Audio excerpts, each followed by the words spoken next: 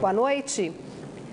Foi aberta hoje a Semana Estadual de Combate ao Abuso e à Exploração Sexual de Crianças e Adolescentes. Governo e Prefeitura coordenam a campanha aqui na capital. O objetivo é levar informação à população para mostrar os perigos que rondam as crianças e adolescentes. Os dados da Delegacia de Proteção à Criança e ao Adolescente mostram que, de janeiro a abril deste ano, mais de 270 casos de violência sexual contra crianças e adolescentes foram registrados em Manaus, sendo 23 do sexo masculino e pouco mais de 250 meninas abusadas. Normalmente, a maioria dos casos acontece, infelizmente, dentro do ambiente de convívio da criança, né? Ou seja, na família, na vizinhança, pessoas com quem a criança tem contato. No Amazonas, as estatísticas revelam uma oscilação nos números de denúncias de abuso sexual contra crianças e adolescentes. No período de janeiro a abril de 2014, foram mais de 540 denúncias. 2015, 800 registros. Já este ano, foram 344 denúncias nos 4 primeiros meses do ano. A criança, ela fica vulnerável, seja nas periferias da cidade ou seja mesmo na zona rural dos municípios, que nós temos uma população indígena presente. É por isso que é preciso a gente dar muita visibilidade a esse problema que ainda persiste.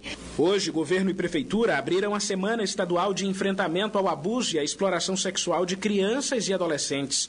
O espaço usado para o evento foi o Centro de Mídias da SEDUC. Aqui, coordenadoras da campanha falaram para as escolas na capital sobre a importância de proteger e denunciar, como também para 61 municípios do estado. Grandes casos de repercussão sobre abuso e, em especial, exploração sexual de crianças e adolescentes foram registrados no interior do Amazonas nos últimos anos.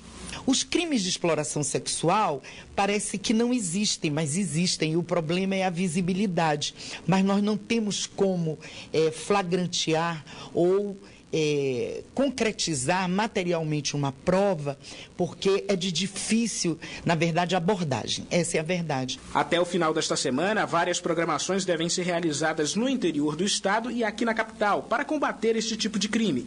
Mas aqui em Manaus nós temos, pela manhã, no dia 18, uma caminhada no Mauazinho, que é a abertura da campanha municipal. À tarde, na campanha estadual, teremos um grande ato público na Praça do Congresso. E vale deixar claro que é preciso denunciar os casos de abuso e exploração sexual de crianças e adolescentes. E o meio mais fácil é utilizando o Disque 100. E a Frente Parlamentar de Enfrentamento à Violência Sexual contra a Criança e ou Adolescente da Assembleia Legislativa do Amazonas denunciou hoje que crimes de repercussão envolvendo meninas do interior do estado, vítimas de abuso sexual, ainda não foram julgados pela Justiça. Criada em setembro do ano passado, a Frente Parlamentar de Enfrentamento à Violência Sexual contra a Criança e o Adolescente é presidida pelo deputado estadual Luiz Castro e tem como objetivo articular ações em conjunto com o poder público e a sociedade civil em questões que envolvam o tema. Esta manhã, ele convocou a imprensa para denunciar casos emblemáticos de crimes contra a dignidade sexual de adolescentes e crianças que ocorreram no interior do estado e que continuam sem solução por parte da Justiça. Um desses casos foi descoberto em 2013 pela Polícia Federal no município de São Gabriel da Cachoeira e envolvia crianças indígenas de 9 a 14 anos. No caso de São Gabriel da Cachoeira, da Operação Cunhantão, uma operação da Polícia Federal, todas as provas colhidas, todos os depoimentos tomados, as provas são contundentes e até hoje o Tribunal de Justiça ainda não promoveu o julgamento. A juíza local se declarou sob suspeita, impedida, e o tribunal não conseguiu até hoje designar um outro magistrado e criar a estrutura para que o julgamento seja feito. E os bandidos estão soltos, os réus estão soltos, tem 4 vítimas fora de São Gabriel no programa de testemunhas, tem outras lá, as ameaças continuam, a irmã Santina foi ameaçada de morte, teve que sair de São Gabriel, ou seja, os bandidos estão sendo, de certa forma, protegidos e não punidos. Para o deputado, outro problema que assola as famílias do interior é a falta de estrutura da justiça, que padece com a escassez de profissionais. Em muitos momentos, quando a delegacia cumpre o seu papel, conclui o seu inquérito, não há promotor no município. Falta o promotor ou a promotora que dê sequência. A gente percebe também que quando o promotor conclui, às vezes não tem um juiz. Ou então, como no São Gabriel, o juiz se declara impedido e o tribunal não consegue substituí-lo. Então, nós fazemos um apelo em nome das crianças. Para nós, é fundamental que esses casos não fiquem impunes. A representante do Comitê Estadual de Enfrentamento à Violência e à Exploração Sexual de Crianças e Adolescentes revela que na maioria dos municípios do interior, a descrença na justiça tem feito muitos casos deixarem de ser denunciados.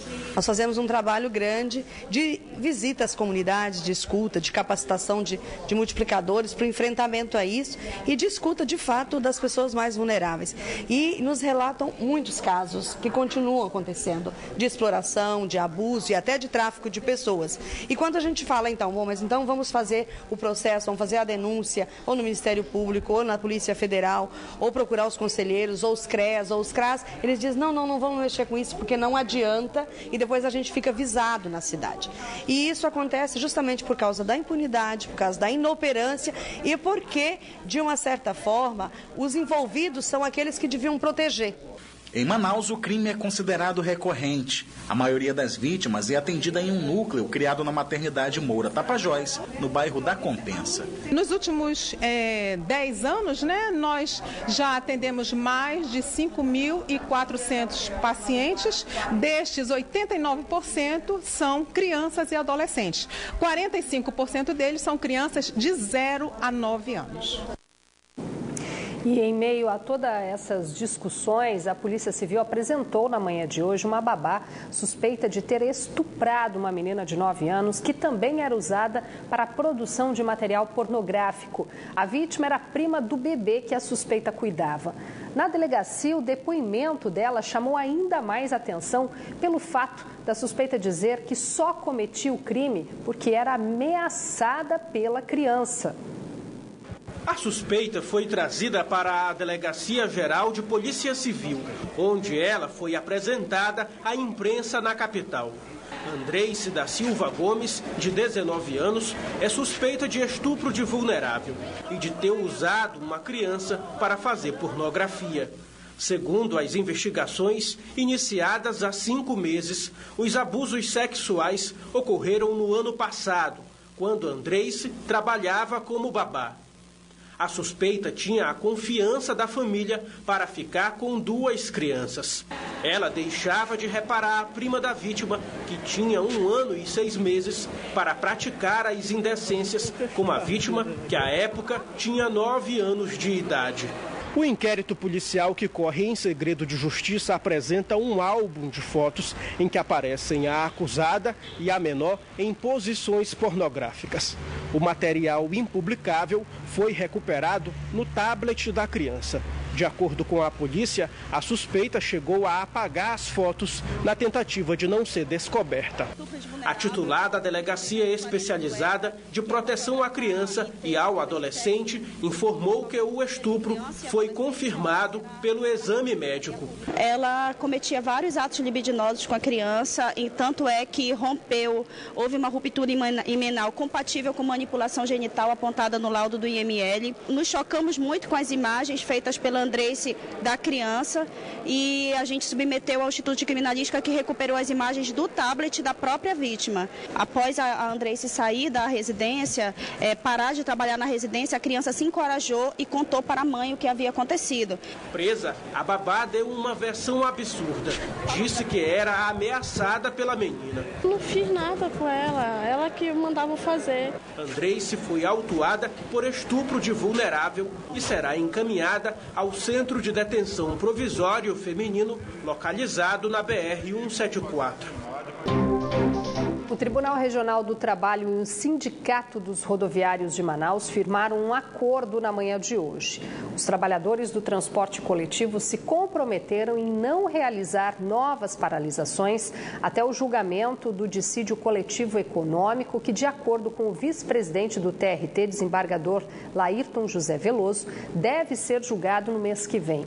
O dissídio coletivo foi ajuizado pelo Sindicato dos Rodoviários no dia 30 de abril. Na ação, os trabalhadores reivindicam aumento de 20% nos salários, ticket de alimentação de R$ 15, vale-lanche de R$ 9, além de uma cesta básica. A audiência realizada na semana passada entre os rodoviários e o Sinetran terminou sem acordo e, por isso, os autos foram remetidos ao desembargador relator Laírton José Veloso. Nesta segunda-feira, cerca de 220 mil usuários foram prejudicados durante a paralisação dos ônibus aqui na capital. Professores indígenas realizaram um protesto na manhã de hoje em frente à sede da Prefeitura de Manaquiri para reivindicar o pagamento dos salários da categoria, que, segundo eles, não estaria sendo realizado há pelo menos 6 meses. Por conta disso, as aulas em comunidades indígenas estariam suspensas há 1 mês. O secretário de Educação do município, Anedi Damasceno, informou que o atraso corresponde aos meses de março e abril e que parte desse débito já foi pago hoje. A manifestação pacífica foi acompanhada pela Polícia Militar.